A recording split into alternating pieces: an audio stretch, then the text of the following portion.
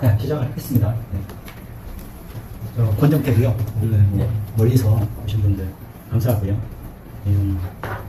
내용이 저번 세미나보다 되게 많을 것 같아요. 좀 각자 얘기들 많이 하고 이러려고 했는데 어떻게 보면 또 세미나 같이 돼가지고 자, 이 답변을 제가 해드릴 거예요. 근데 이 답변이란 게 이게 나는 이런 식으로 해서 돈을 이렇게 벌었습니다 하는 그 답변이 아니에요. 제가 말하는 게.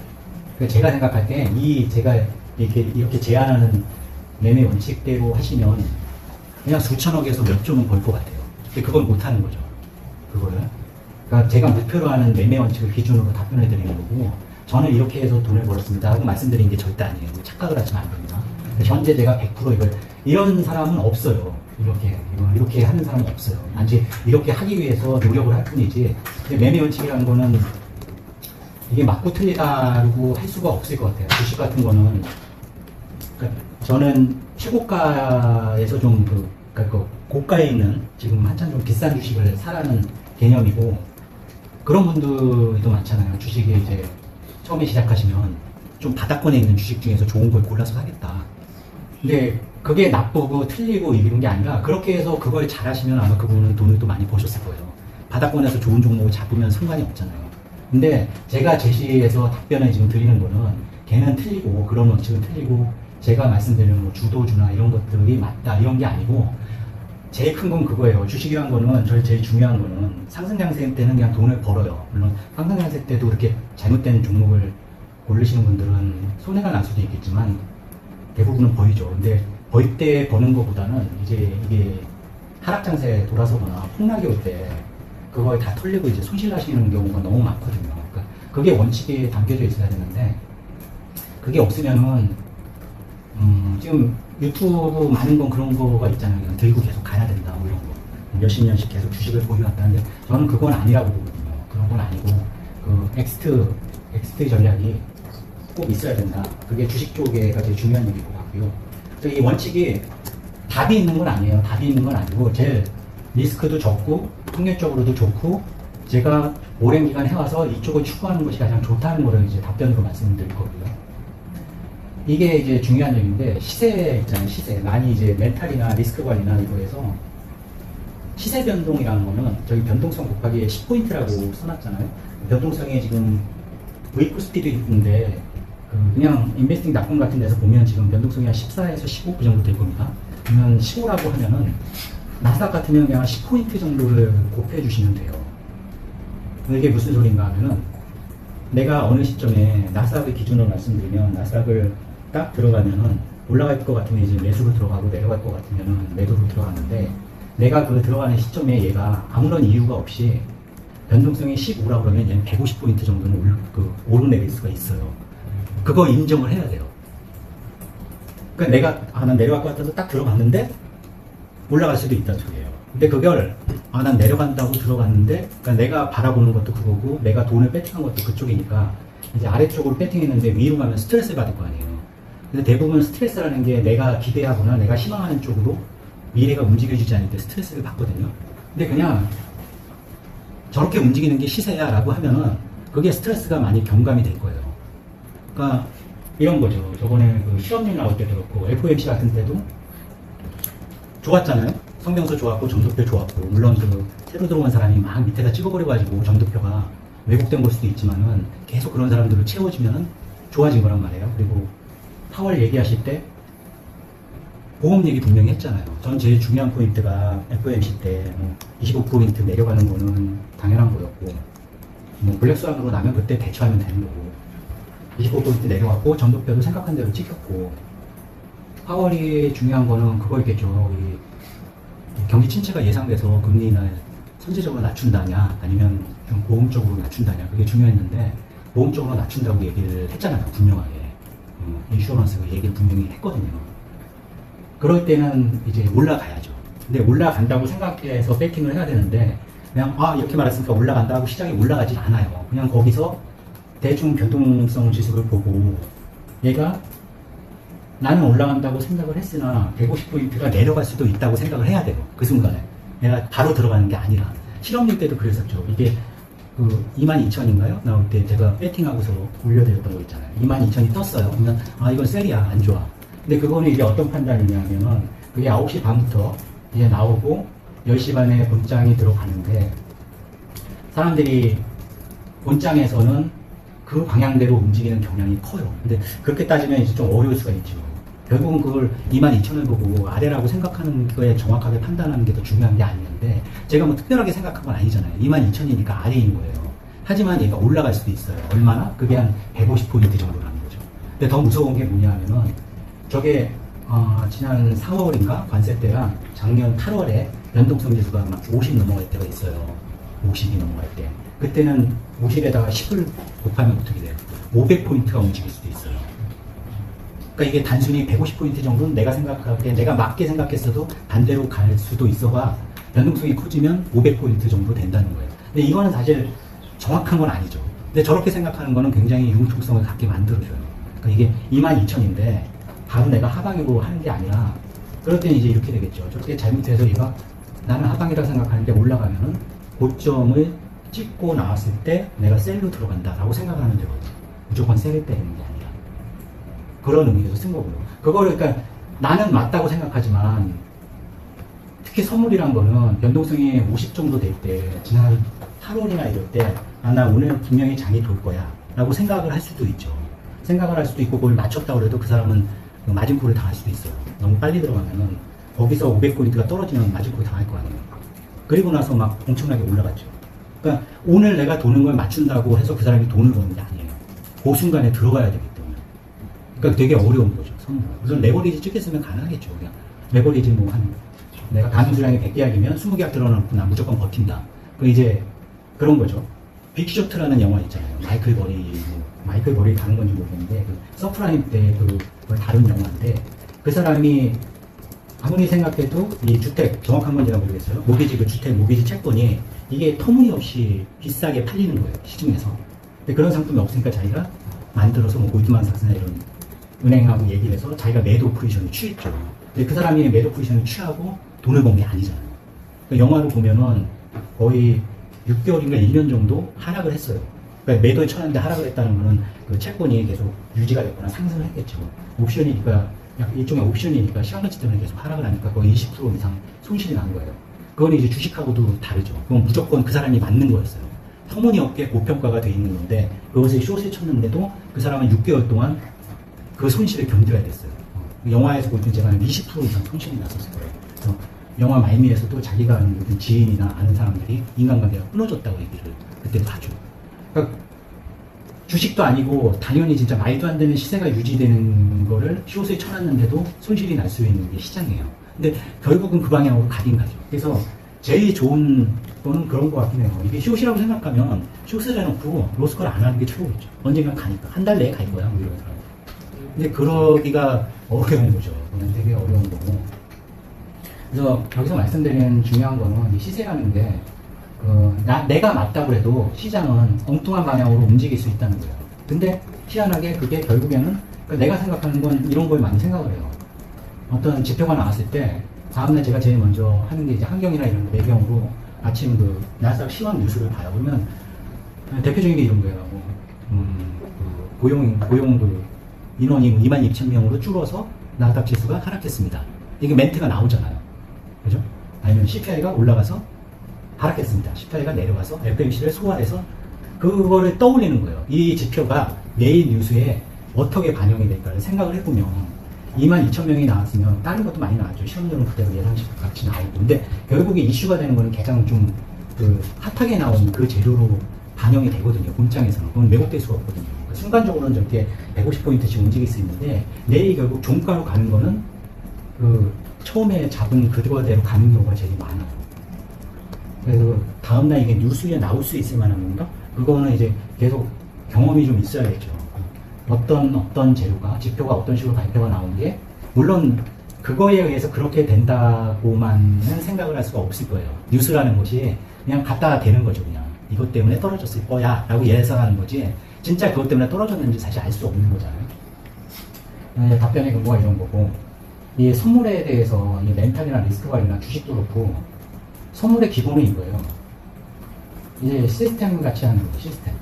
시스템이 문제가 뭐냐면은 내가 생각하는 모든 그 진입과 엔트리와 그 엑시트를 다 시스템 코딩을 할 수가 없어요. 그리고 순간순간 어떤 거를 집어넣기도 어렵고 사람이 가장 정확하긴 한데 이 단점이 사실은 멘탈하고 체결에 문제가 생겨버리거든요.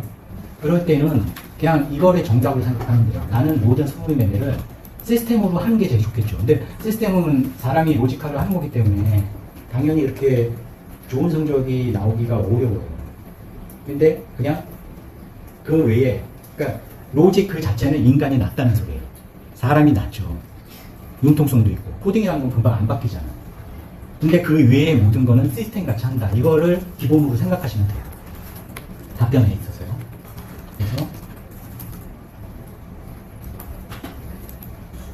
그래서 이게 첫 번째 맞나요? 질문 맞나? 이해성님이 이제 찾았는데 주식시장에서 이해성님 거 맞습니다. 제가 여쭤봤는데요. 리스크 관리하고 멘탈 관리 많이 여쭤봤는데 주식은 아니고. 대장주가 덜 빠지고 더 많은 이유가 무엇인지. 이거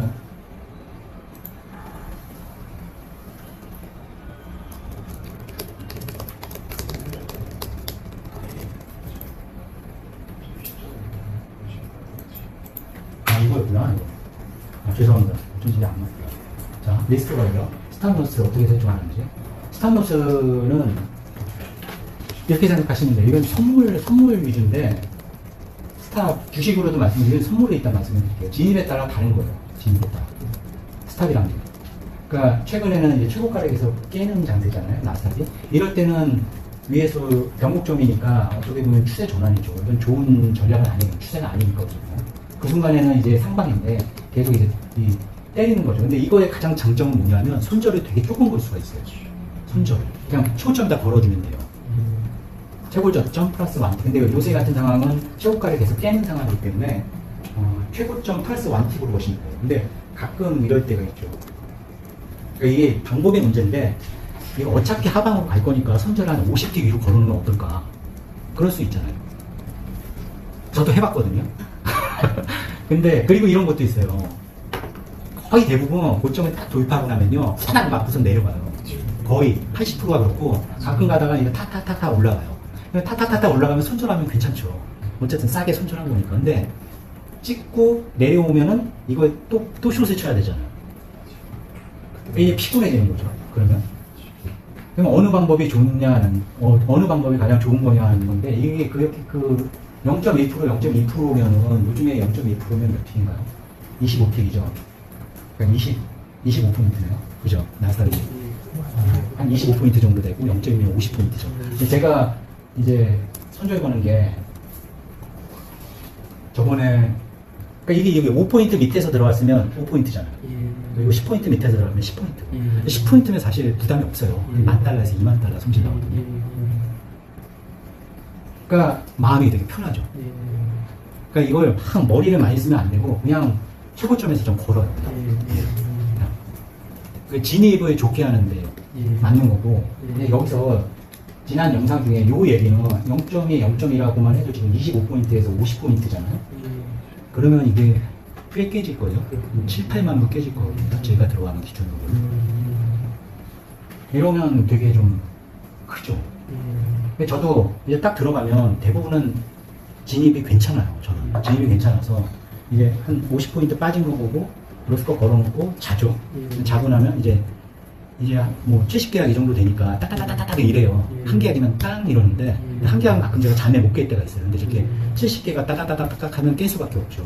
그리고 와서 다시 거는 건데 그러니까 이거는 변곡점이니까 짧아야 돼요. 그러니까 이게 무조건 짧은 게 아니고 변곡점에서 짧아야 되고 스탑이 설정하는 거는 짧게 걸 수 있는 게 제일 좋아요. 그러면 선물로 보면은 저는 이렇게 보거든요. 선물은 당일 매매 주로 하잖아요. 그리고 주식은 어떻게 보면은 조금 롱텀으로 가죠. 그러면 선물의 일분봉하고 주식의 일봉하고가 되게 비슷해요. 그렇게 보시면 돼요. 그래서 저 변곡점이라는 것도 그런 개념으로 보시면 돼요. 1차 추세라는 거는 선물로 가장 들어가기 좋은 거는 그냥 들어갈 때가 있어요. 그냥. 그게 작년 8월 2일이었죠. 제가 포스피 들어갔던 영상이 있어요. 포스피를 그때 8월 5일이구나. 30포인트인가 빠진 게 있어요. 선물이. 그 주식은 그때 30포인트면 얼마인가? 100포인트 넘게 빠졌었죠. 8월 5일에. 그때 이제 롱을 쳤잖아요. 롱 한 200개씩 쳐가지고 2개짜리 쳐서 그 다음날 갭이 꽤 떴거든요. 갭이 떴다가 이렇게 내려왔는데 그런 경우죠. 그런 경우. 이거는 그러니까 무식한 거죠. 그냥 이것도. 이거는 오버슈팅이 났다. 이게 전형적인 오버슈팅이고 숏 스커즈 때문에 이건 내려간 거지. 내일 이 장이 끝나면 사람들이 이제 좀 차분해질 거 아니에요. 내일 어떡하지? 저가 매수가 들어올 수가 있다라고 생각하면 그 전략이 되는데, 근데 굉장히 좀 리스키하긴 하죠, 그런 전략은. 그리고 대부분의 선물이 이제 1차 추세라는 게 대부분의 제가 쓰는 주 시스템은 저 2차 추세 때 이제 들어가게 돼 있어요. 그러니까 이렇게 움직이다가 쫙 처음에 이제 쭉 이렇게 올라갈 때 따닥따닥따닥 하면서 들어가죠. 이 2차 추세라는 게 돌파봉에 거는 게 제일 좋답니다. 2차 추세라는 게 결국 제일 많이 쓰는 건 시가인데, 시가가 돌파될 때, 만약 시가고 이게 돌파가 되면 이 돌파봉의 저가에다 건다는 거죠. 이러면 손절이 되게 짧을 수가 있어요. 1분봉인 경우요? 1분봉. 네, 저는 T차트는 안 보니까. 2차 추세는 1차 추세가 난 다음에 라인을 사수하는, 그러니까 이런 거죠. 롱 쪽이라면 얘가 이렇게 올라갔어요. 1차 추세가 나고서 얘가 이제 고점 찍고 이러고 있잖아요. 여기서 이제 판단을 해야 돼요. 이게 가는 건지 아니면 그냥 흐지부지 이게 진짜 오늘의 고점이면 거기서 다시 롱을 해봤자 별 소용이 없잖아요. 그러니까 이게 분석할 게 각자마다 이걸 따로 분석하시는 게 좋아요. 저 같은 경우는 이 추세 전환이 있는 날, 그리고 1차 추세로 들어가는 날, 그리고 2차 추세가 좋은 날. 1차 추세를 다 들어가겠다 그러면 거의 망할 수가 있을 거예요. 그러니까 2번은 먹고 한 8번은 다 손절당할 거라고요. 2차 추세는 오히려 그 들어가는 것보다 이게 계속 지속될 장인지 아닌지를 분석하는 그런 쪽이니까. 이런 때도 1차 추세가 나고 되돌림이 났는데, 예를 들어서 시가가 있는데 시가까지 오다가 얘를 사수하고 올라갈 때 정고점에서 들어간다는 소리거든요. 그러면 요만큼이에요, 요만큼. 그러면 이것도 손절이 짧겠죠. 가능하면 손절을 짧게 하는 걸로 분석을 하는 게 제일 좋을 거예요. 안 그러면 대부분 생각하기 싫으면 오늘은 롱 갈 것 같아. 그리고 롱에 놓고선 자기도 좀 찜찜하니까 되게 밑에다 이제 손절을 걸어놓죠. 근데 요즘같이 많이 코스피는 또 굉장히 많이 움직이니까 지금은 멀리 걸어놨다 해도 어느새 금파 와가지고 손절이 당하잖아요. 이게 수탑은 그러니까 여기 자주 청산돼서 다시 재집하는 건 사실 변곡점 쪽이에요. 변곡점. 1차 추세는 내가 1차 추세라고 생각해서 그 1차 추세가 제대로 했으면 이 돌파봉의 저가까지 깨는 경우는 거의 10%도 안 돼요. 그러니까 저거는 저 돌파 지점에다 스탑 거는 거가 중요한 분석 내용이죠. 제가 말씀드린 게 지금 되게 수준이 높은 내용이라 이해를 못 하실 수도 있어요. 분석을 많이 해보시는 분들은 아실 수가 있어요. 이게 중요한 건 이게 손절을 어디 갈지 모르겠다. 진입하면 안 돼요. 대충 뭐 시가에다 걸까? 뭐 이런 거 있으면 안 돼요. 그러니까 내가 들어갈 때 있잖아요. 나 병점에서 들어가. 근데 내가 진입하기 전에 이미 손절이 정해져 있는 거잖아요. 최고점 플러스 1대. 그리고 1차 추세면은 여기서 그러니까 요새 같은 장세에서는 당연히 그 최고가를 11일 연속인가 막 계속 양봉나고 있잖아요. 이럴 때는 특징적인 게 이제 호가 잔량이 안 좋아요. 부담되잖아요. 아침에 호가 잔량이 이제 마이너스가 나올 때가 있거든요. 그럴 때는 호가 잔량이 이제 턴할 때로 들어가야 되는데 외선이나 외고 같은 거는 어차피 많이 돌아야지 걔들이 돌거든요. 그러니까 외선 외고 같은 거를 오늘은 외국인이 파니까 오늘은 쉬우신가 보다 이렇게 생각하는 건 안 되고 그냥 잔량만 보셔야 돼요. 잔량만. 그래서 여기서 제일 중요한 얘기예요. 손절을 내가 어디 갈지 모르면은 그건 하면 안 되는 거죠. 어떻게 해야 될지 모르는데 게임에 뛰어야 되겠다는 거잖아요. 대충 이 정도 걸까? 이건 안 된다. 확실하게 1차 추세로 들어가는 거를 내가 노린다. 1차 추세가 났는데 돌파봉이 깨지면 1차 추세가 아닌데 내가 들어갔네? 그러면 손절하면 되는 거고. 2차 추세도 라인 사수 후에 이렇게 사수하고 시가 치고 올라가는 척 하다가 다시 시가 깼다. 그러면 시가 깨지면 팔아야 되는 거예요. 그러면 재진 바꿀 것도 없죠. 여기서 말씀하신 자주 청산되는데 다시 재진하는 건 사실 이거 변곡점 쪽 얘기예요. 이거는 그냥 한 번 되면은 틀렸네. 근데 가끔 틀리고 또 가는 경우도 있어요. 그런 얘기 많이 있잖아요. 일부러 그거 시가 깨뜨리고 다시 올라간다. 뭐 이런 것도 있잖아요. 근데 그런 게 의외로 많지는 않아요. 지켜줘요, 대부분. 대부분 지켜주는데, 근데 그런 거에 당하고 나면 손절 걸어놨는데, 손절 거, 제 거 딱 찍고서 올라갈 때가 있잖아요. 근데 이제 기억에 선명하죠. 속지 말아야지. 손절 보면 이제, 손절 치우고 이러면은, 그건 이제 작살 나는 거죠. 손절 치우다가 작살 나는 거죠. 그리고, 멘탈 관리예요. 이건 이게 무슨 제가 교조단데 이거는 제가 이거 질문을 폄하하는 건 아니고 이건 너무 주관적인 답이라 뭐 별 의미가 없을 것 같아요. 제가 이거 뭐 말씀드린 데가 그냥 제 개인 얘기고 트레이딩에 도움이 안 되실 것 같고요. 마인드 컨트롤. 이거는 저희 같아요. 그러니까 자산 대비 손실을 얘기하는 게 중요한 거예요. 그러니까 내가 100억이 있어요. 그러면은 1억은 깨줘도 되잖아요. 그렇지 않나요? 내가 100억인데 1억 정도. 한 10억. 10억이 깨지면 좀 마음은 아프겠지만 뭐 별 상관없잖아요. 근데 내가 100억이 있어도 한 50억이 깨진다. 그러면 약간 부담이 되죠. 근데 10억이 있는 사람인데 10억이 깨진다. 그거는 이제 물론 리스크 관리도 아니고 그러니까 이거는 자기가 가진 돈에 의해서 저기지 멘탈이 뛰어나서 그런 건 아니에요. 그러니까 한마디로 돈 많은 사람은 스트레스 받을 일이 없죠. 이지용 씨가 뭐 삼성전자 5만 원 간다고 뭐 스트레스 열려 받잖아요. 그게 두 번째가 나이일 것 같고요. 나이는 20, 30대 이제 모르잖아요. 내가 돈을 얼마나 쓸지 모르고 돈이 얼마나 필요할지 아니면 뭐 중간에 뭐 가족이나 뭐 한 달에 막 1,000만 원씩 드는 뭐 치료비가 필요한 병에 걸릴지 이런 거 다 모르는 거죠. 그러니까 시간 가치가 많이 남아있기 때문에 무조건 많이 벌고 싶죠. 근데 이제 50만 돼도 돈 버는 거 내가 이제 알잖아요. 제가 나는 돈을 한 달에 아무리 해도 얼마밖에 못 쓰는 인간이다 이런 걸 아니까 돈을 많이 벌어봤자 뭐 크게 행복도가 높아지는 것도 아니고 오히려 건강함이 좋죠. 뭔가 당뇨 좀 없어지면 좋겠다. 맛있는 것 좀 먹게 뭐 이런 게 더 중요해지니까 나이가 40대 30대 그런 것도 있는 것 같아요. 뭐 누가 2,000원 막 벌었다고 막 이러면 그러니까 제가 그때 얘기 들었을 때 100억은 벌어야지 그래도 좀 고수다 하고 이제 진짜 대단한 고수다 하면은 이제 막 뭐 거기서 얘기한 언급한 사람들 보면 1,000억 2,000억 되잖아요. 나도 그 정도 벌어야 이제 허영이죠. 허영. 아무 의미도 없는 거예요. 이게 게임머니 같이 나도 2,000억 벌어서 쓸 데가 없어요.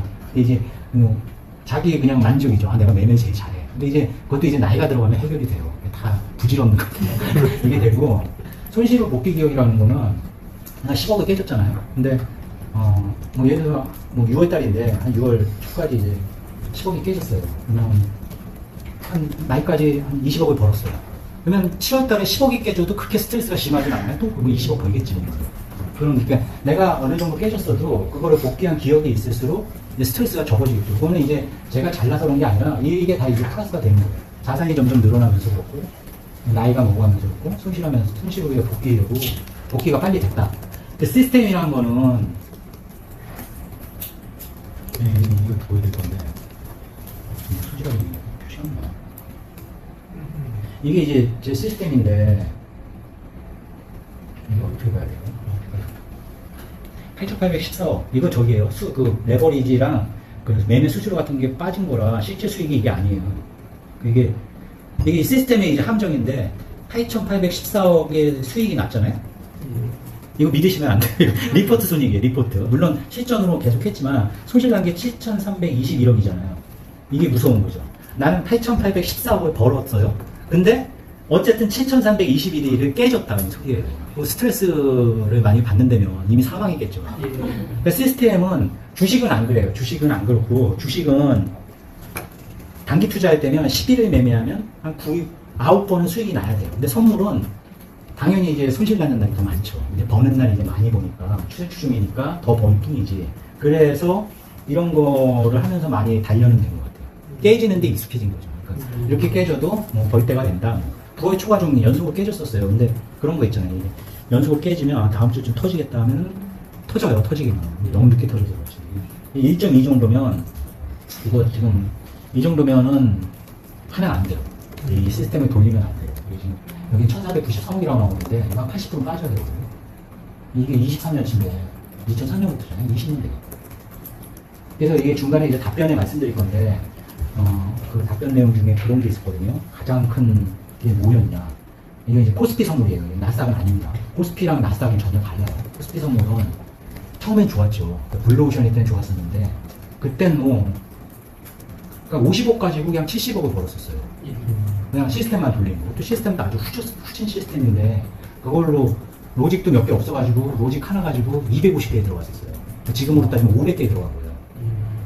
근데 그때는 좀 지수가 낮긴 했어요. 그러니까 제가 코스피 선물 지수가 한 60, 70 이럴 때니까 지금은 뭐 400 얼마잖아요. 이렇게 했었죠. 이렇게 했다는 건 뭐냐 하면 매일 하루도 빠짐없이 했다는 거예요. 이렇게 한다고. 근데 이렇게 데이터가 쌓이다 보니까 한 15년치가 쌓이니까 이게 이게 지금 1.2만 보세요. 1.2. 1.2면 그렇게 좋은 건 아니에요. 손익배예요. 그러니까 1,200억 수익 나고 1,000억 손실 났다 이거예요. 그게 1.2예요. 그러면 이거를 이제 이렇게 매매를 바꾸면 여기서 이런 거 바꾼다. 데이터를 내보니까 이렇게 나와. 1.03. 와, 완전히 망했잖아요. 망했잖아. 1.03은 망한 거고. 저건 이제 레버리지랑 그 매매 수수료 제외하면 오히려 손실인 거예요. 얘를 이렇게 하면 어떻게 돼요? 좋잖아요. 1.65잖아요. 아까가 이제 얼데이 모든 날 매매하는 게 1.2고 이번에 1.65고 아까 거는 1.0이었나? 딱 생각해서 이때만 하면 되겠네? 이 생각 안 드세요? 저게 1년치 데이터를 산출하면 믿을 수가 없어요.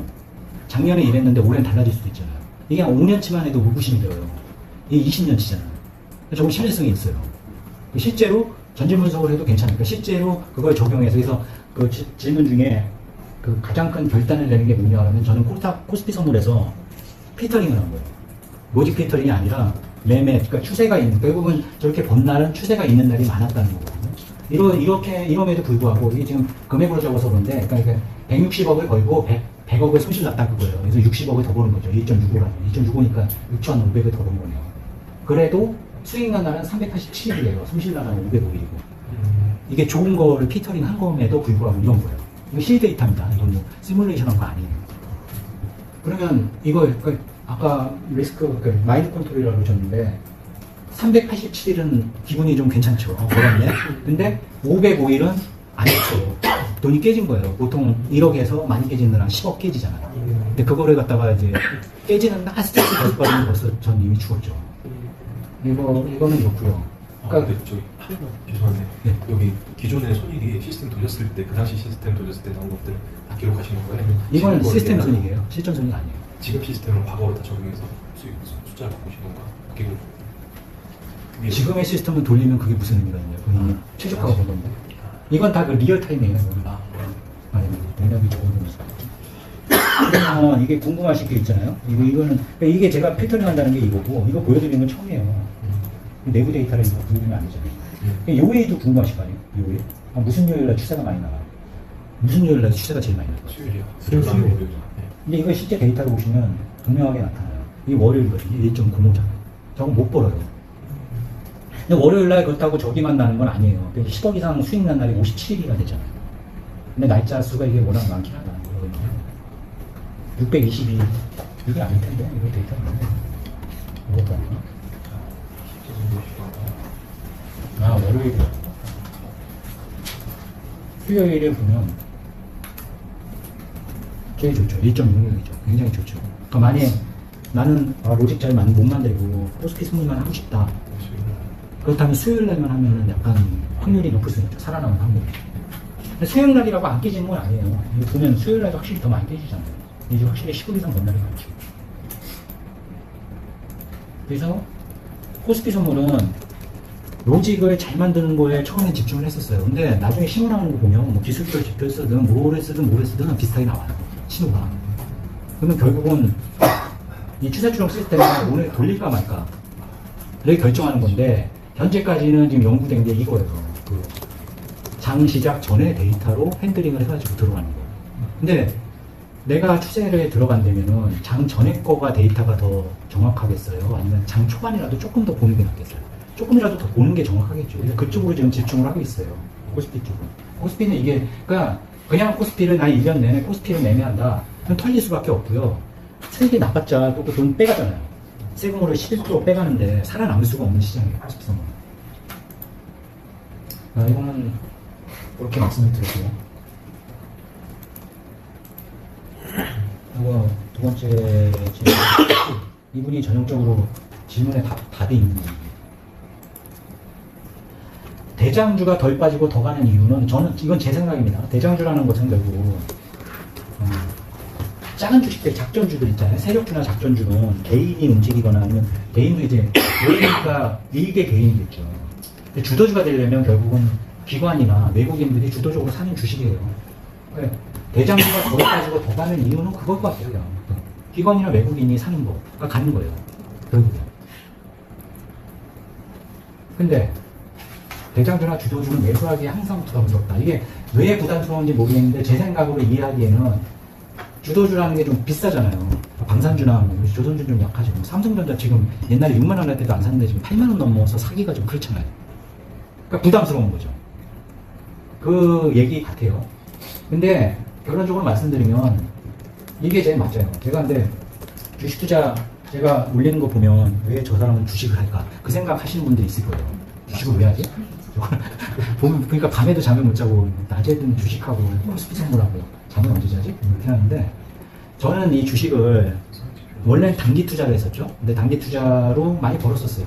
70억까지는 단기 투자만 번 거니까. 근데 그때는 이제 그 상한가 10%부터 한 15%대까지 번 거고 30% 되면서는 이제 사실은 선물 위주로 하면서도 그렇고 나이가 들면서 뭐 쫓아오는 것도 있고 일단은 옛날같이 이렇게 종목이 많지가 않아요. 단기 투자는. 그래서 제가 한 것 중에 이제 자산운용사 같은 거를 운용하는 거에 장기 투자를 해야 되잖아요. 선물이란 거는 의외로 유동성이 적어요. 물론 뭐 르네상스 테크놀로지 같은 데는 굉장히 크게 돌릴 수가 있겠죠. 근데 제가 봤을 때 선물은 한 1,000억에서 5,000억 정도면 끝날 것 같아요. 근데 주식은 어쨌든 조 단위로 운용이 가능하잖아요. 그래서 제가 지금 운용하는 거는 물론 지금 뭐 2, 3억 정도로 운용을 하는데 그 툴 자체는 한 1,000억에서 2,000억 정도 운용할 수 있는 그런 운용 매뉴얼로 돌리고 있는 거예요. 은퇴를 하면서 자산운용사를 어떻게 그거는 갖고 싶었거든요. 장기 투자를 하면서 지금 한 두 사이클에서는 실패를 했어요. 두 사이클에서 이제 실패를 했어요. 그게 코스피 쪽이었죠. 그쪽에서 실패를 하고 이게 이제 마지막으로 해서 하는 시스템이에요. 그게 첫 번째 이유고요. 나중에 혹시라도 저는 약간 좀 즉흥적으로 하는 게 있어서 자산운용사를 할까 하면 하나 하면 되잖아요. 요즘은 그렇게 할 때 뭐 선물만 한다는 건 말이 안 되거든요.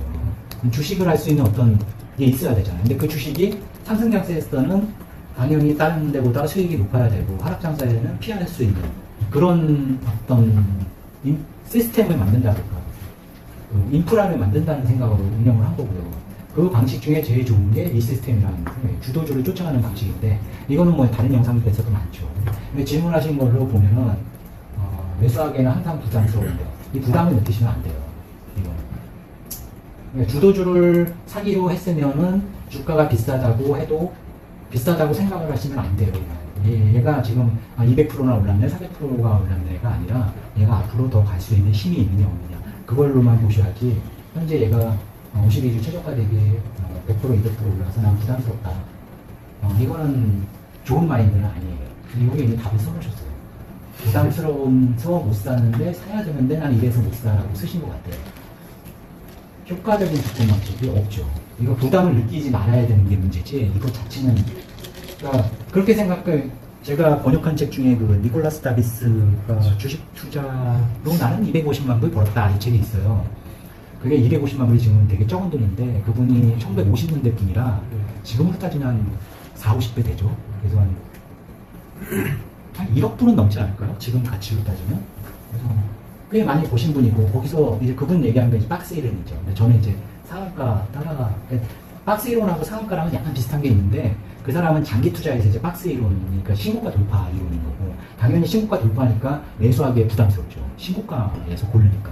그 사람 이론은 저도 그 책을 아주 오래전에 했는데 제 인상에 남는 건 그거예요. 3천 종목에서 고르잖아요. 코스피로 따지면 3천 종목에서 내가 살 종목을 골라요. 5종목을 고르는 거랑 이 분 말씀은 신고가는 3천 종목 중에 아무리 장이 좋아도 50개, 100개밖에 없다는 거죠.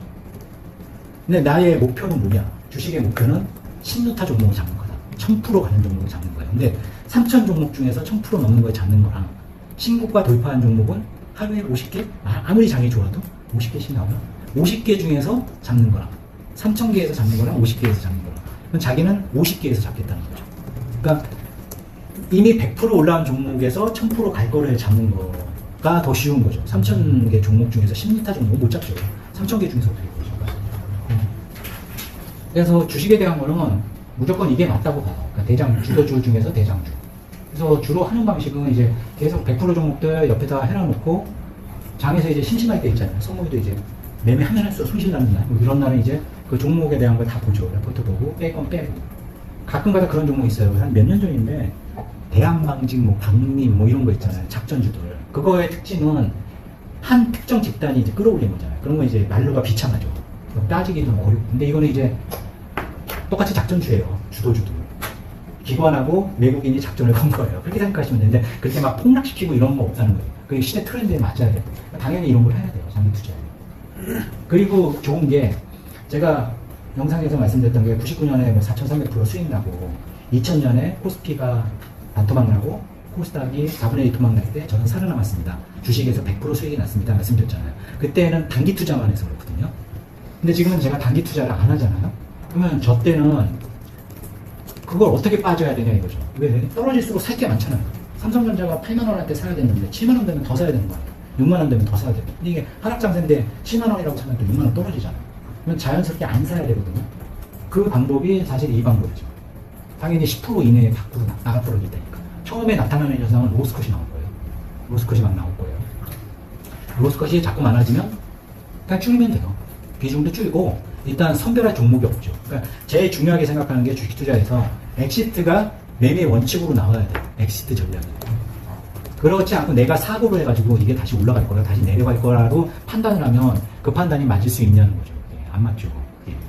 그리고 말씀드렸듯이 삼성전자 8만원, 7만원, 6만원, 5만원대도 사면 안 될 수가 있죠. 4만원까지 떨어진다면. 특히 첨단주는 위험하잖아요.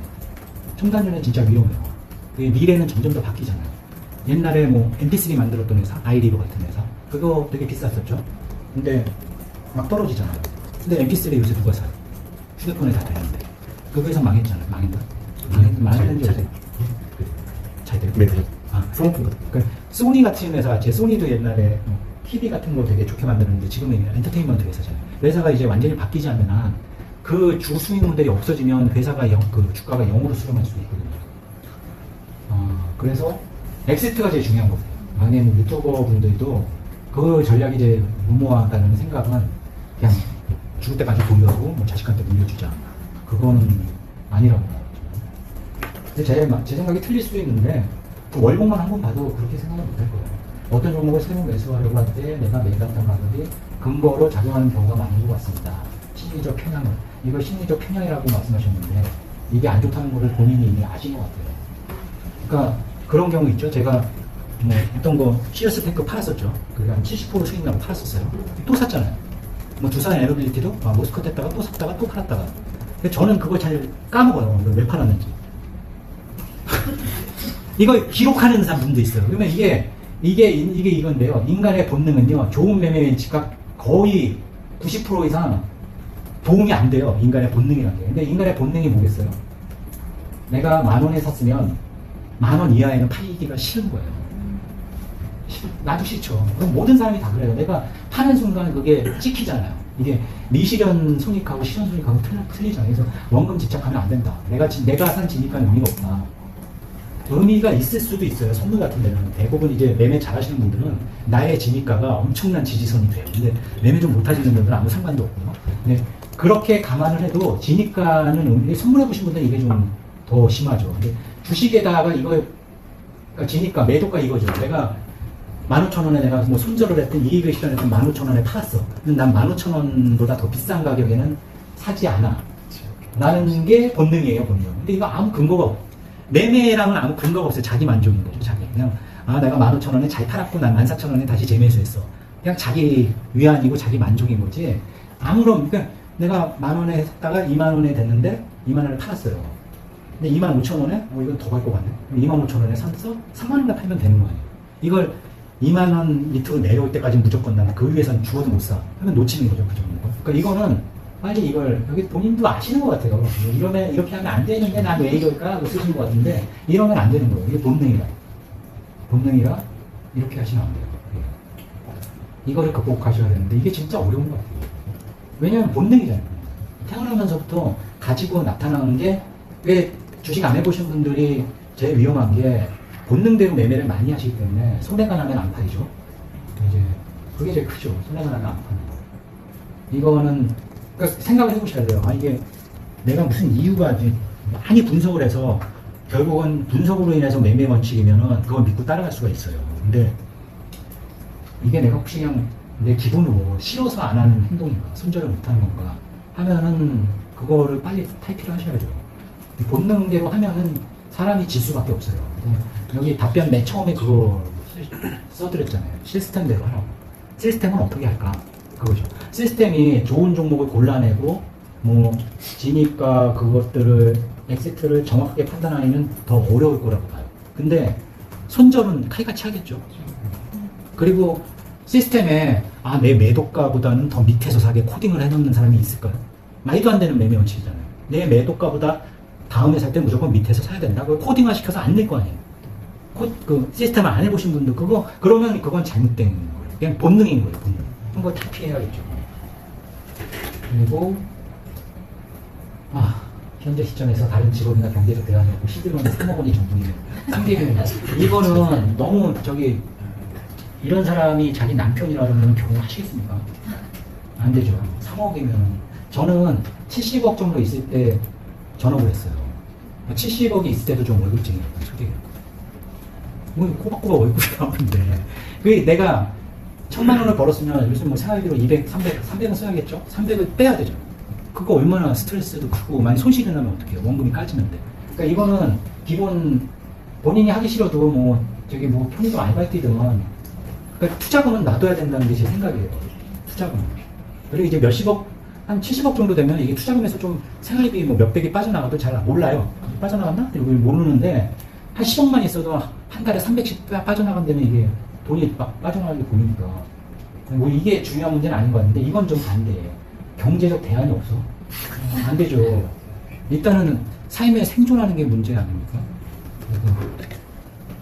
이건 되게 나는 경제활동이나 일은 안 하고 룰루랄라 재밌는 투자만 하면서 먹고 살 수 있을까? 뭐 이런 건데 그거는 너무 쉽게 생각한다고 저는 생각이 들어요. 이런 후배는 내가 혼내주겠습니다. 이런 후배가 있어서 얘기를 했다 그러면은 당연히 이제 상승장세에 대한 주도주를 해라고 얘기를 할 테고요. 물론 이거는 엑시트 전략이 있어야 돼요. 계속 꾸준히 보유하는 게 아니에요.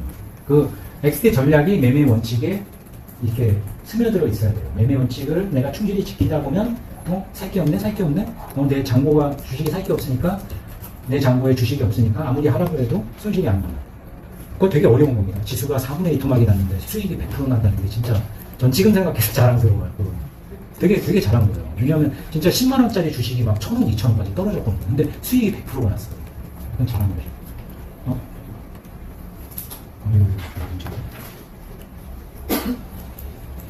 자, 투자 1순위라면은 일단 그거가 되고요. 제가 15년 전에 강의를 드릴 때는 이렇게 말씀을 드렸어요. 주식은 그때 이제 장기 투자가 아니었죠. 장기 투자는 말을 안 했어요. 장기 투자 안 했고 장기 투자로 돈을 안 벌었는데 장기 투자는 이런 식으로 하세요 하고 강의를 못 하잖아요. 단기 투자 얘기하면서 단기 투자는 무조건 돈을 벌 수밖에 없다. 왜냐하면 내가 들어가서 먹을 종목만 매매하면 되니까. 그러니까 그 지수가 반토막 나고 이럴 때는 매매할 게 없어요. 매매할 게 없으면 하면 안 하면 되는 거예요. 그러니까 수익을 내려고 하는 게 목적은 아니잖아요. 수익을 낼 수 있는 종목을 매매해야지 수익을 내니까. 그러니까 그때 말한 거는 주식은 매일 손실이 나는 게 말이 안 된다. 왜? 3천 종목 중에 수익이 날 확률이 있는 것만 내가 들어가는 거니까 당연히 그렇다라고 얘기했고, 선물은 얘 매일 들어가야 됩니다. 수도자 같이 그냥 손실이 나면 매일. 근데 지금은 이제 바뀌었죠. 오히려 선물은 매일 하는 게 아니라 이게 어느 날 추세가 나는 건지를 분석하는 게 더 중요한 게 되어버렸어요. 그리고 만약 그렇게 된다면 그냥 아주 간단한 로직을 해도 돼요. 뭐 시가 대비 1%, 시가 대비 엄청난 기술적 지표 써서 로직 짜봤자 비슷해요. 들어가는 시점은. 이게 추세가 나느냐 안 나느냐가 중요한 거지. 거꾸로 주식은 또 바뀌었죠. 단기 투자 같이 3천 종목 중에 오늘 올라가지고 택하는 게 아니잖아. 장기 투자는. 그러니까 얘는 오히려 좀 달라졌죠. 엑시트 전략이 얼마나 매매 원칙에 녹아있나. 코스피 선물, 이게 두 번째가 그래. 아까 말한 코스피는 사실은 그거죠. 나스닥 선물하고 코스피 선물하고는 전혀 틀려요. 전혀 다릅니다. 제가 추천한다면 나스닥 선물. 왜냐면 당장 이제 코스피 선물은 직장인은 하기가 어렵잖아요. 장중에 하는 거고. 그리고 이거는 너무 어려워요. 너무 어려워요. 코스피에 진짜 어려워요. 진짜. 아까 보여드렸잖아요. 1.2밖에 안 나오잖아요. 제가 평생을 만든 로직으로 들어왔는데 1.2예요. 말이 안 되잖아요. 그게 20년에 이 앞부분은 1.4 정도 나온 것 같아요. 그러니까 이게 뒷부분에서는 거의 수익이 안 났다고 보시면 돼요. 근데 제가 그냥 꾸준히 매년 뭐 몇십억씩 계속 번대면 그냥 쭉 썼겠죠. 근데 얼마나 그랬으면 이땐 들어가지 말자, 이땐 매매하지 말자. 왜 그렇겠어요? 연단위 손실이 났거든요. 얼마나 충격입니까? 매년 20억, 30억, 40억씩 벌다가 어느 해 이제 손실이 난 거예요. 그러니까 코스피 선물은 그래서 그거는 그러니까 분석도 굉장히 많이 필요하죠. 이거는. 그래서 얘는 사실 추천을 안 하고요. 그러니까 이렇게 생각하시면 돼요. 나스닥 선물이나 코스피 선물 이제 자기 원수한테 이제 선물 매매 가르쳐주는데 진짜 원수한테는 옵션을 가르쳐줘요. 근데 왜 이제 제가 처음에 코스피 선물 매매하다가 이제 작살난 거는 세미나 때 말씀드렸죠. 2주 동안에 자산 70% 날려먹었다고요. 되게 열심히 했어요. 밤 3시까지 막 매입장 분석하고 열심히 하면 할수록 깨져요.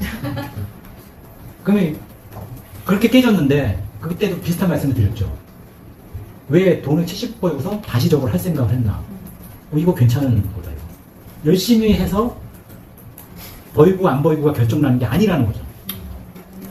뭔가 다른 게 있다는 거잖아요. 그 다른 거대로 하면은 벌 수 있다는 거잖아요. 선물이라는 게.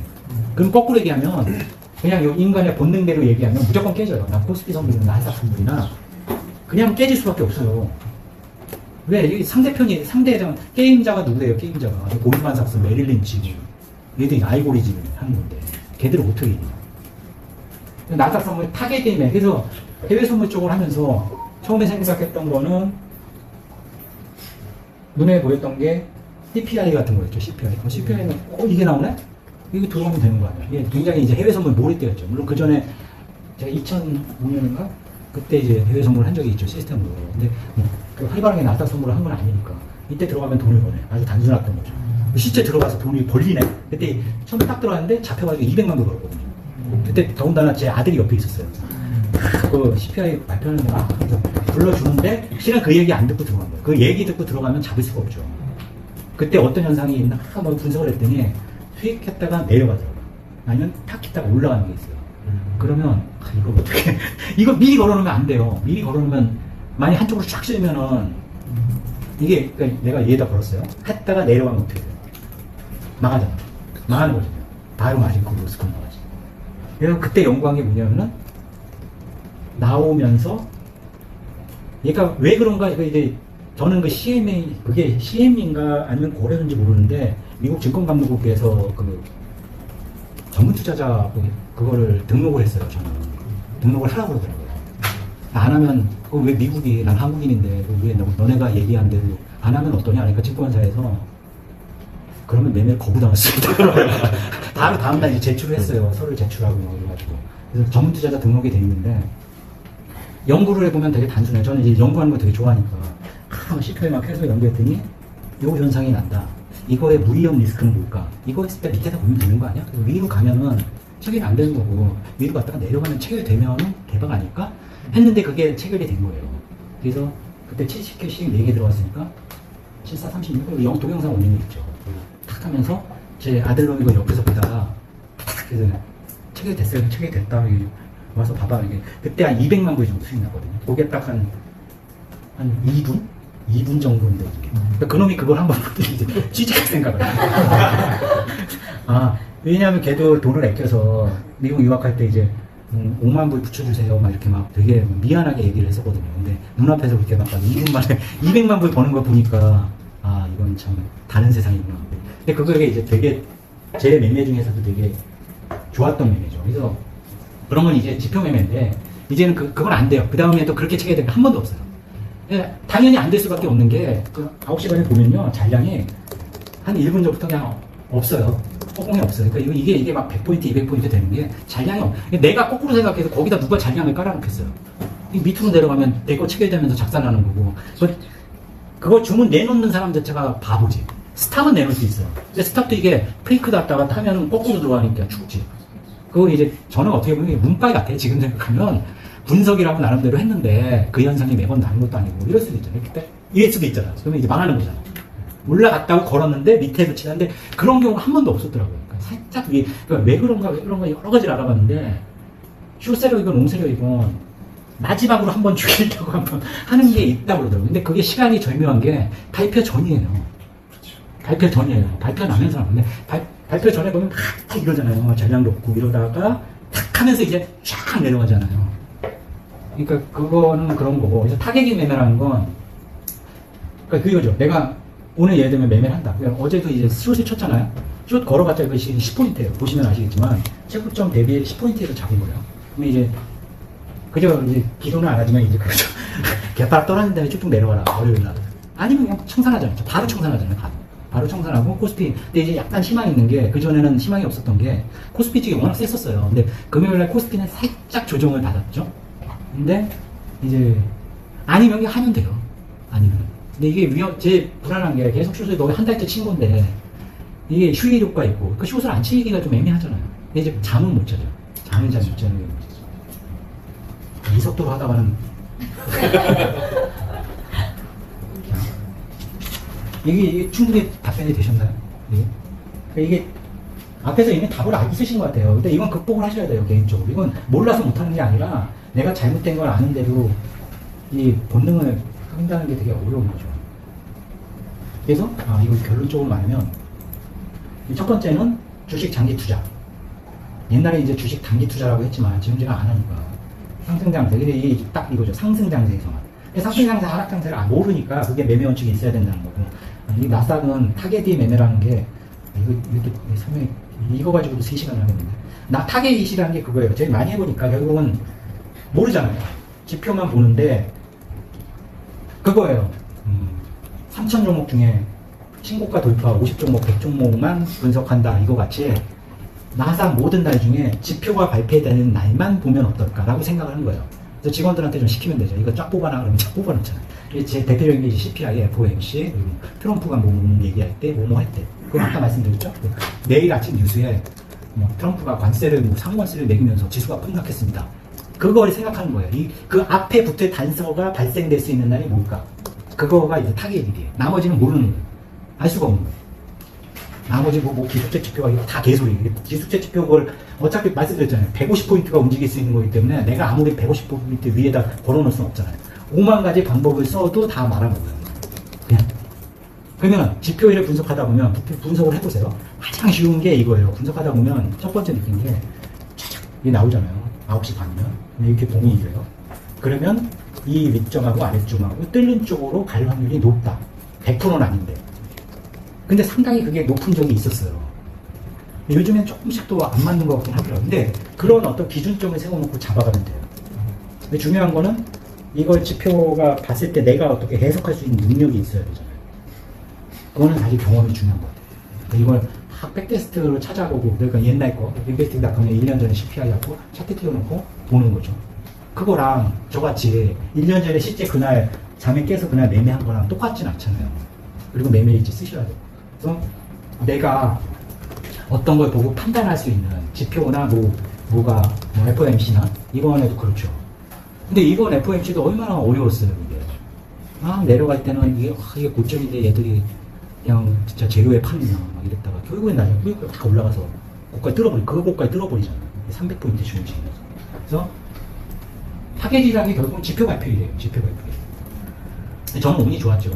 옛날 한 5, 6년 전에 누가 CPI가 뭐야, 언제 발표해? 이러는데, 인플레이션 때문에 난리치면서 우리나라 사람들 다 CPI 다 하잖아요.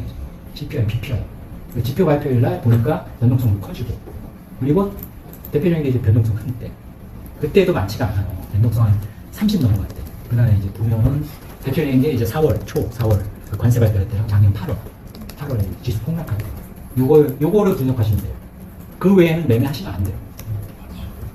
내가 생산이 없는데 왜 매매를? 이것도 타겟이나 무조건 하라는 게 아니라 분석하시고 모의 매매 하시라니까. 분석하고 모의 매매에서 수익이 검증이 되면 하시라는 거지. 그러니까 이렇게 하면은 생산이 있다는 거예요. 이건 재미도 있죠. 딱 이벤트 때리고 직장인 같아도 밤에는 할 수는 있으니까. 다른 상품들은 잘 모르겠습니다. 이거는 이게 성지은님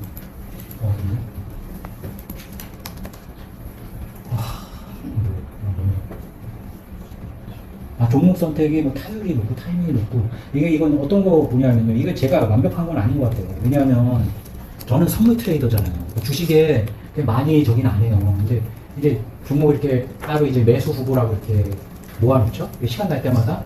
이거는 근거가 없어요. 이 종목이 사기 전에 예를 들면 외인이 계속 사고 있는지 보긴 보는데, 외인이 꼭 계속 순매수한다고 올라가는 것도 아니고 외인이 계속 판다고 내려가는 것도 아니에요. 근데 기분상으로는 그런 건 있어요. 외부인이 연락하는데 왠지 찜찜한데 뭐 이런 건 있어요. 리포트는 제가 댓글 투자 전략에 다 보시면 특징점이 있을 거예요. 다 증권사 리포트죠. 증권사 리포트 중에서 제가 보는 거 그냥 캡처해서 드리는 거예요. 어차피 그걸 뭐 거기에 올리려고 따로 시간 쓰는 게 아니라 제가 쓰는 시간 그냥 그 복사 붙여놓기만 하는 거니까 그 리포트 보고 과거 차트 당연히 이거 가야겠죠. 근데 과거 차트 보고 정보 수집이 있냐고 그랬는데 정보 수집 없어요. 저는 유료 찌라시 보는 것도 없고 아무것도 없어요. 그거 물어보셨는데 원래다 보니 작거나 퍼가 높은 주도주는 당연히 퍼가 높아요. 네. 이미 저기 52주 대비 초고가인데 거래대금이 그런데 이게 매수이 확인이 어려워. 근데 이건 개인적으로 하시는 게 맞을 것 같아요. 이게 저는 이거 100% 잘한다는 생각을 안 해요. 제가 그냥 월 100%를 전부 주식 매매에 썼는다면 말씀을 드리겠지만 어떻게 보면 저는 그냥 이거 좀 그냥 사실 그것도 있어요. 주식 보면서 선물에 좀 이렇게 도움이 되는 그런 것도 있거든요. 이거 하는 게 있기 때문에 미국 주식 저기 보겠죠.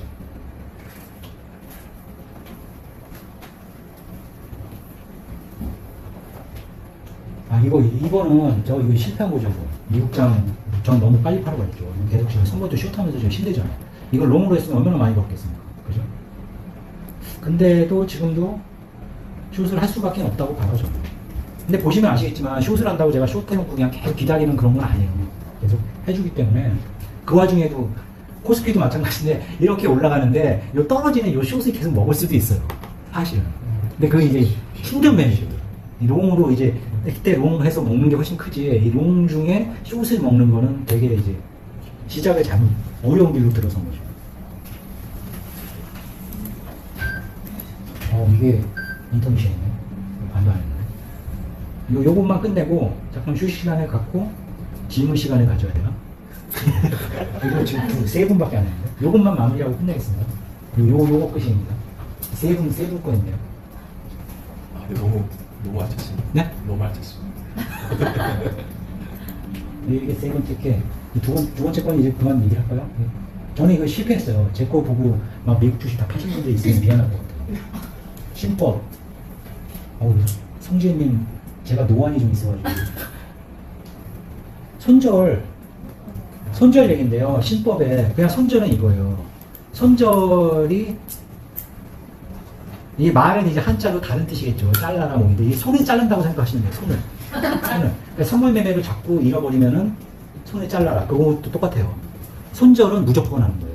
손절에다 단서를 두면 손절이 아니에요. 그거는 그냥 내가 매도하는 거지. 왜 굳이 매도라고 안 하고 손절이라고 써요? 손절. 이건 선택적으로 하면 안 돼요. 손절 안 지킨 그 주식 로스컷 한 거 거의 다 올라가죠. 거의 90% 승률로 올라가는 것 같아요. 로스컷을 하고 나면 올라가는 것 같아요. 그래도 그렇죠. 그래도 해야죠. 제가 믿는 게 그거 하나인데, 이 엑시트 전략의 기본이 로스컷이에요. 그러면은 계속 로스컷이 나면 한 10% 손절이니까 10% 로스컷이니까 한 12%, 13%에서 나와요. 그러면 종목별로 그렇게 이제 저의 손실은 그거 나는 거잖아요. 근데 계속 이제 뭐 20, 30%씩 계속 월별로 뽑아내고 있으니까 그거 커버하고도 벌고 남죠. 근데 이제 문제가 이제 하락장세로 돌았으면 지금 한 30% 수익 나셨던 분도 마이너스 10%에 끊을 수가 있죠. 왜냐면 여기서 막 이익 실현하고 이래서 그동안 남겨먹은 게 있을 거 아니에요. 근데 마이너스 10%에 버텨 다시 올라가니까. 근데 그게 문제거든요. 옛날에 지금 한 2, 3년째 계속 버티면 올라왔잖아요. 버티면. 작년 8월에 버티면 올라왔고, 이번 4월에도 완쌤, 이거 팔아야 되는데 처음 미치는 거 아니었는데 또 올라왔잖아요. 그러면 이제 처음에는 뭐 로스컷 해야겠네, 뭐 이런 분들도 절대 로스컷을 안 하는 게 낫네. 로스컷 하면은 이건 쪼이보네, 뭐 이런 걸로 바뀌거든요. 근데 결국 이제 하락장세에 이제 다 토해내는 거죠. 다 망해요. 그래서 저 손절을 재면서 진짜 잘하죠. 로스컷 당하고, 저는 그 로스컷 한 줄도 몰라요. 직원들이하고 이래가지고. 선택적인 손절이 아니에요. 이거 아까도 나온 얘기예요. 매도가 이하에 사려오는 건 본능이라 매도가 이거 따질 거 없다. 내가 15,000원에 팔았어요. 손절당해서. 다시 손절이란 게 이거거든요. 손절하고 그 다음날 보는데 그 다음날도 또 떨어진다. 그럼 내 생각이 맞았네. 근데 대부분은 선물하고 똑같아요. 찍고 올라가요. 왜? 저점인데. 그리고 이거잖아요. 나같이 저는 그래도 오래 갖고 있잖아. 로스코까지 버티니 얼마나 오래, 이익 실현도 안 하고 오래 버티잖아요. 7% 8% 정도면 다시 오를 거야 하고 버티잖아요. 그런 저까지 이제 팔았단 말이에요. 그러면 거의 팔 사람이 없지. 이제 저가 매수가 더 세지, 팔 사람보다. 그러니까 거의 바닥 찍는 데가 많죠. 이게 손절? 이건 생각이 틀린 거고요. 이거 하나만 더 할까요? 도움이. 이분은 너무 난해해서 내가 잘 갑작스러운 이벤트 발생 시절 질문에 이해를 못했어요. 이게 어느 얘기예요? 국내 선물, 해외 선물? 해외 선물 얘기죠. 해외 선물은, 자, 여기서 일단 나오는 게, 저는 이 해외 선물 하면서 제일 무서운 게 스탑이 체결 안 되는 거예요. 스탑. 그런 경우는 한 번도 없었어요. 그런 경우는 한 번도 없었는데, 저는 또 계약수가 많잖아요. 요즘엔 많이 그래도 달러 빼가지고, 전 CC계약 정도밖에 안 되죠. 예전에는 많이 들어갈 때 이제 400계약 들어갔었거든요. 근데, 생각해보세요. 관세 유예야 하고 트럼프 외쳤날 11% 올랐잖아요. 그거 체결이 되겠어요? 내가 만약 쇼스 쳐놨으면? 안 됐을 것 같아요.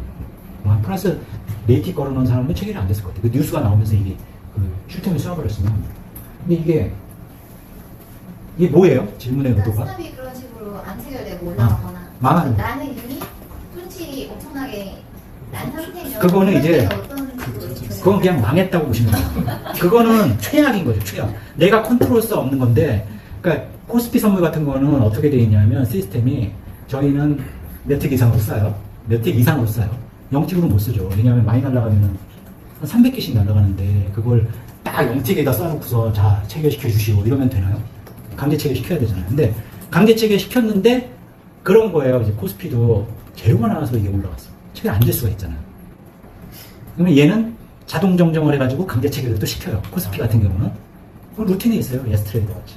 체결이 안 될 경우, 얘가 스탑을 썼는데 진짜 체결 안 되는 경우는 2% 정도? 1, 2%? 나머지는 다 체결되는데 가끔 안 될 때가 있어요. 그러면 이게 재체결시키고 마지막에 시장가를 싸버리죠. 근데 나스닥은 이건 문제죠. 이게 그러니까 첫째는 지표 발표인 날 스탑을 걸면 안 돼요. 발표 나오는 시점에.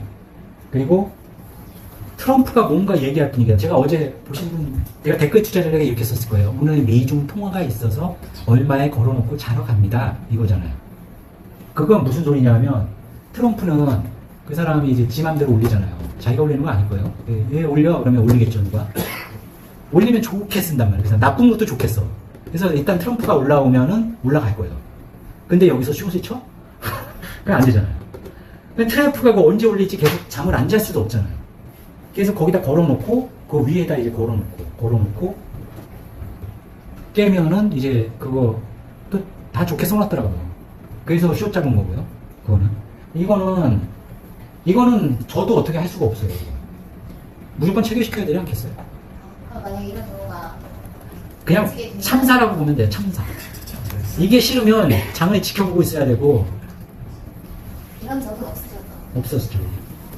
체결이 안 된 경우도 없었어요. 저는 예를 들면 지표일 같은 때는 그게 100틱 이상으로 쏘면 쏴질 것 같아요. 중거부당해요.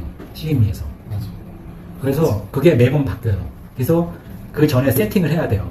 넣어서 오늘 거부 안 당하는 픽스로 해놓고 보통 24틱 그 정도 돼요. 24틱으로 쏘면 무조건 체결되죠. 저건 참사예요. 내 되게 살아생전 이런 일이 발생 안 되면 좋겠어요. 이게 뭐야? 내가 숏을 해놨는데 롱이 됐는데 스탑인 조그맣지 한 5포인트 밑에 그러면 잘못하면 마진콜 당할 수도 있어요. 그거 마진콜 안 당해보셨죠? 유가 마이너스 갈 때 체결이 안 돼가지고 계속 내려가는 거죠. 그렇죠. 그러니까 이런 건 제가 이제 대표적인 게 기억나실지 모르는데 그때 태어나지 않으신 분들이 핵실험할 때 김정일 핵실험 북한에서 처음 핵실험할 때가 있어요. 그때 이제 쫙 내려가는데 몇 개가 안 가졌는데 이제 수익이 50억이 찍혔었어요. 수익이 체결이 안 되면서 리포트 수익은 아마 한 200억 나왔나? 리포트는 당연한 게 이게 이 정도의 이제 잔량이 있잖아요. 이 아래쪽 가면 별로 없어요. 거의 없어요. 그러니까 리포트는 1000계약 들어갔다고 생각하고 수익으로 잡는데 잔량이 없다는 거예요. 그나마 몇 개 이제 밀면서 체결이 된 거죠. 그럴 때 이제 코스피도 체결이 안 될 수가 있지. 또 하나 궁금한데요. 저번에는 어떻게 이렇게 신명하게 매수가 매도가가 나오지? 근데 나중에 실전하시는 거 보니까 전화했다가 다시 잡으셨다가 이렇게 하시잖아요. 그거 오해를 하실까봐. 네. 그 약간 패턴이 반대 추세로 들어가면서 손실이 많이 안 나는 게 그 잡을 때 초반에 조금 수익 실현 약간 해놓고 그 다음에 이렇게 계속 기회를 노리는 그런 패턴이 있는 건가요? 아니면 그냥 무슨 소리죠? 질문을 이해를 못하겠네. 상승하는데 세일해서 한 번 첫 번째 진입에 한 50포인트에서 100포인트 저 그 동영상 보여드렸잖아요. 네, 수익- 다 진입하잖아요. 100%. 났을 것 같고 그 다음에 이제 다시 잡았다. 아, 처음에? 네. 그거는 이제 특별한 경우지.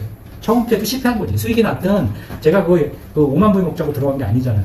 마음은 200만 불 먹고 싶거든. 내가 오늘 연중 최고가 6개월 동안 안 깨지 연중 최고가 바로 밑에서 잡기를 기대하면서 잡는 거지. 그래야지 200만 불, 300만 불 수익이 나죠. 그러면 진입 횟수 제한이 없죠. 진입 횟수 제한이 어디 있어. 근데 저기는 있어요. 한 20만 불 이상 깨지면 안 하지. 아, 오늘은 많이 잡았구나. 안 하지. 근데 20만 불이 금방 깨져요. 그렇게 들어가면. 이만큼 50포인트 잡으면 순식간에 깨져요. 그러니까 더 여러 번 하려고 진짜 미친놈 같이 조금 잡는 거지. 이건 답변이 됐어요. 이건 참사예요. 그래 체결시켜야 되죠. 이거는 그래 말이 안 돼요. 그러니까 이렇게 손실이 났으면 어떡하실 거예요? 이거잖아. 아니 혹시 그렇게 많이 난 상태에서 대처가 안 되면 이걸 어떻게 그냥 망하는 거예요. 그건 해야 되는지 나사 선물을 하는 사람의 리스크예요. 어쩔 수 없어. 아니 내가 북한 얘기 해줬잖아요. 뭐. 물론 그날은 반등을 했다고. 핵실험하고 반등을 했고 주식으로 보면 그날이 저점 찍은 날이었는데 다 풀고 나면 다시 이렇게 돌아오는 것 같은 그런. 그거는 이제 안 되죠. 그거 믿다가 10만 불 손실 날 거 200만 불 날 수도 있어요. 그건 내 희망이죠. 어쨌든 생각보다 흔치 않은 일이에요. 흔치 않는 일이고 그건 저기랑 똑같아요. 내 평생 교통사고 나서 안 죽으면 좋겠다. 그런 거 같이 참사라고 보면 돼요. 네. 아니 계약서가 한 계약 두 계약이면 상관이 없는데 저건 제가 또 증거금 여유 있게 그 남겨놓고 한 것도 아니라 마진콜 안 되니까요. 잘못하면 3% 4% 빠지니까 좀 휴식했다가요. 10분 후에 그냥 2시 5분에 다시 시작하겠습니다.